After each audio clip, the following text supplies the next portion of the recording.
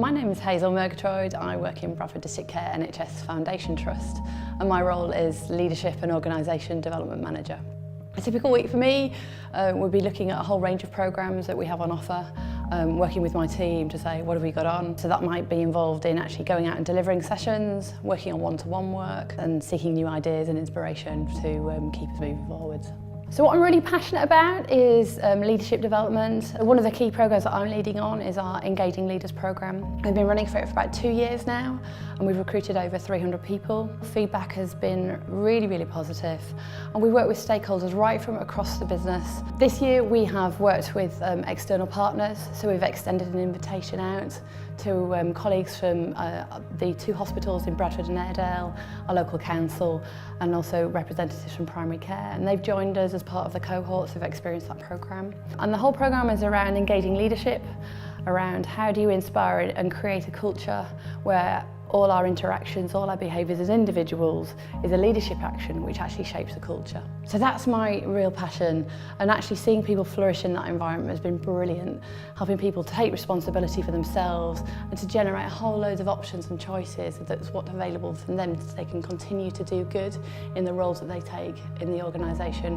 wherever they sit, so they can continue to lead the business, which is really great. So I really value the Yorkshire and Humber Leadership Academy OD network in particular. Recently I attended the masterclass which was around storytelling as a leadership practice and really getting to understand how public narrative can influence and shape people's viewpoints and help them to come along with you when you're moving towards changing and transitioning organisations in what they do and how they do that. And that was really powerful for me around the frameworks that we'd use to tell a great story with a particular purpose to bring somebody with you on your journey, on their journey as well. Offered through the Yorkshire and Humber Leadership Academy, I've really valued the opportunity to gain a qualification about coaching supervision. The learning from that I brought back into the organisation, and I've now set up a really clear infrastructure for the internal coach community that I lead here. We have regular meetings, so about every 6 to 8 weeks we have a formal group coaching supervision session. An invitation is sent out to the coaching community in this organisation to join those sessions, to come and to reflect on their coaching practice. So I lead those sessions myself, and I also act as supervision to basically coaching for supervisors, which helped me to stay on top of my game in terms of being a supervisor of coaches.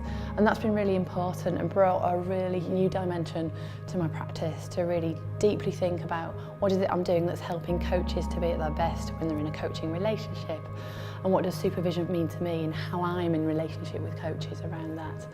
And that's been really powerful.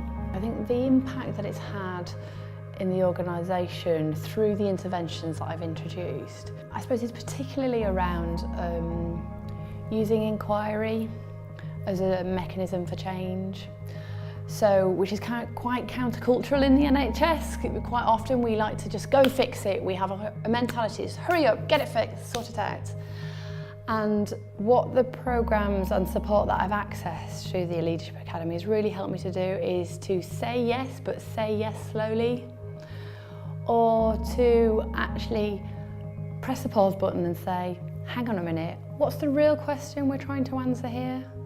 So if we know the question, what are the things we need to explore before we move straight to the answer, or that will actually help us to really discover what is the real work we need to do here to move closer to the answer that we want. And through that journey helps us to get a better, more fuller, more congruent, more compassionate, more leaderful response and solution to the problems that we're facing.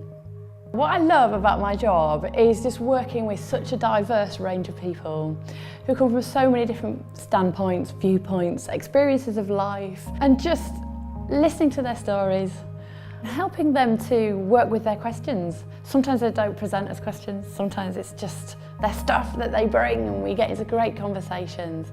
And I guess being able to use all the skills that I have as a coach, as a leader, and my learning, just to be able to listen and offer something back that's going to help them see things differently and make some great choices that's going to help them be better, do better in their lives, in their working lives. And being part of a team, I think that's really special for me. Feeling connected to others in this organisation, but actually the wider networks, that's really important. And I think the OD network for the Yorkshire and Humber has been a real key part of that for me. Just getting to know people on a personal level, just understanding what they're doing and seeing the potential for us to do great work together.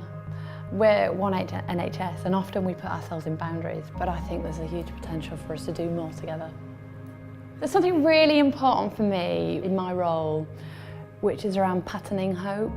We work in the NHS in really constrained environments where there's targets, there's measures, there's deliverables, there's outputs that we need to demonstrate and prove that we're doing great work. And I accept all of that. But within that, sometimes we feel really, really squeezed. And for me, my role is around helping people to find hope in their day-to-day work. As individuals, as groups of individuals in teams or communities that are working together, that we can role model that to others who in their lives are experiencing physical health or mental health issues or challenges. And if we can't do it for ourselves, how can we do that for others? So hope is a really key value and principle to work with in my